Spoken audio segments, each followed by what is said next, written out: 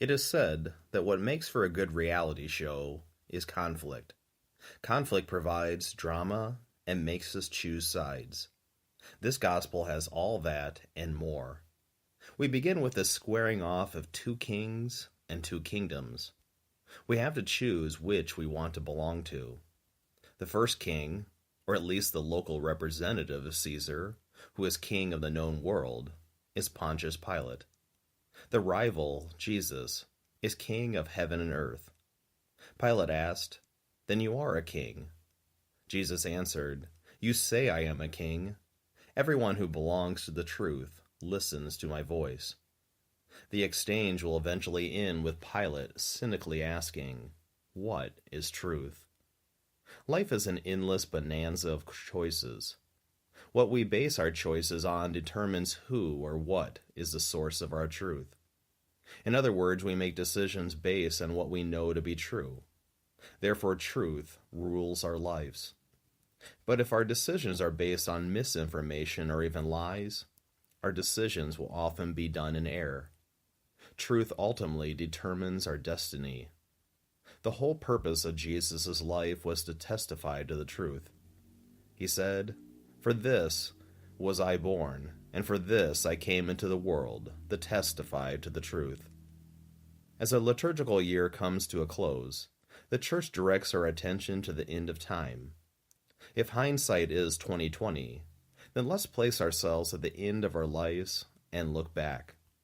Standing at the grave, what do we want to base our decisions on?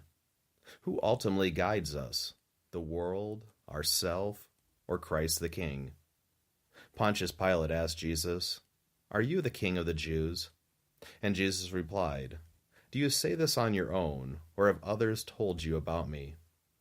In other words, Christ reveals his kingship, not to those who seek out of mere curiosity, but to those who are willing to commit themselves to the truth he reveals. The truth is meant to set us free and enlighten us, which is precisely what Pilate needed. By the world's standards, Pilate was a successful man. He had risen to the top as a governor general of a Roman province, but there was something missing. Underneath Pilate's questions was a heartfelt longing. When Jesus said that he had come to witness the truth, Pilate sarcastically responded, "What is truth?" He was at a spiritual dead end. Jesus' trial and Pilate's questions about the truth point towards a greater problem we face today. Some think that absolute truth threatens our freedom and democracy. Truth in our society is redefined again and again through the shifting sands of public opinion. Christ calls us to accept an absolute truth that will guide us and our decisions. Pilate knew the charges against Jesus were based on lies.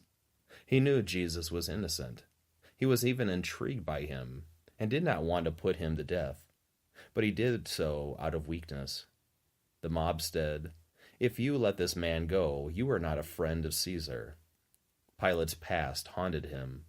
His previous mistakes had made it impossible for him to both defy the Jews and keep his post.